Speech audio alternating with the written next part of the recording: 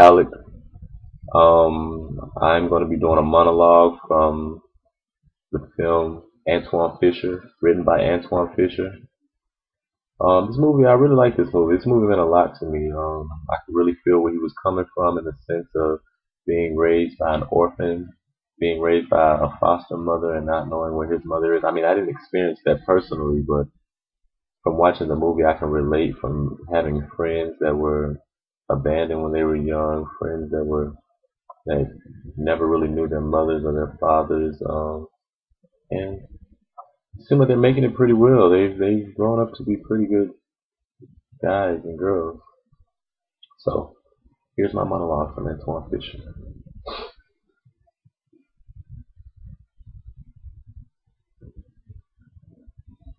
Why'd you never come for me? Did you wonder where I was, or what I was doing, or what I'd become, or even if I was still alive? Didn't you? I've taken care of myself.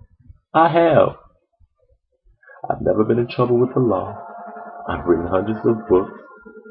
I've written poems, painted pictures. I've traveled the world. I served my country. I speak 2 languages and working on a 3rd. I've never fathered any children. I've never done drugs or even smoked a cigarette. I used to dream about you. My mother. My mother. You know, what you be like, how you look, your voice, your smile, even your scent. For all these years, I've wondered about you. I dreamed about you. Didn't you miss me? On the way to school each day, I imagined you were just around the corner. And when I get there, you'd be there. And in my mind, you were always there. You just couldn't find me. So I'd race to the next corner, and you'd be there. I knew you would.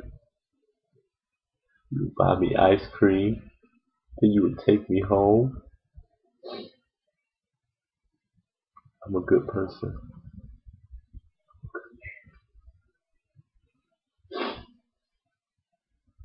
Theme.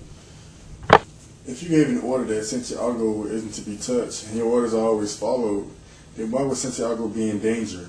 Why would it be necessary to transfer him off base? Santiago was a substandard Marine. He was being transferred because... That is not what you said. You said he was being transferred because he was in great danger. That's correct. You said he was in danger? I said great danger? You said yes. I recall what I said. I can have the court reporter read back to you. I know what I said. I don't have to have it read back to me. Gave you 2 orders, Colonel. Sometimes men take matters into their own hands. No, sir. You just said a minute ago that your men never take matters into their own hands. If men follow orders or people die. So Santiago shouldn't have been in any danger at all. Should he, Colonel? You snotty little bastard. I'd like an answer to the question, Judge. The court will wait for an answer. Lieutenant Kendrick gave an order that Santiago wasn't to be touched. Then why did he have to be transferred? Lieutenant Kendrick ordered the code red because that's what you told Lieutenant Kendrick to do. Object. Sustained. And when it went bad, you cut these guys loose. You coerced the doctor. Your Honor, you doctored the logbook. Damn it, Coffee.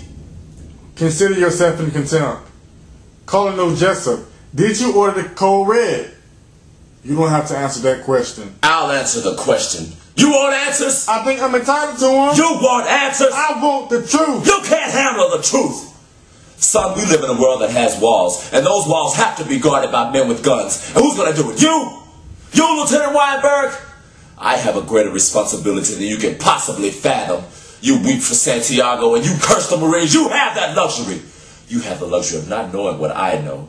That Santiago's death, while tragic, probably saved lives. And my existence, while grotesque and incomprehensible to you, saves lives. You don't want the truth, because deep down in a place you don't talk about in parties, you want me on that wall. You need me on that wall. We use words like honor, code, loyalty. We use these words as a backbone to a life spent defending something. You use them as a punchline. I have neither the time nor the inclination to explain myself to a man who rises and sleeps under the blanket of the very freedom that I provide, and then question the manner in which I provide it. I'd just rather you said thank you and been on your way. Otherwise, I suggest you pick up your weapon and stand post. Either way, I don't give a damn what you think you're entitled to. Did you order the cold bread? I did what you sent me out to do. Did you order the cold bread?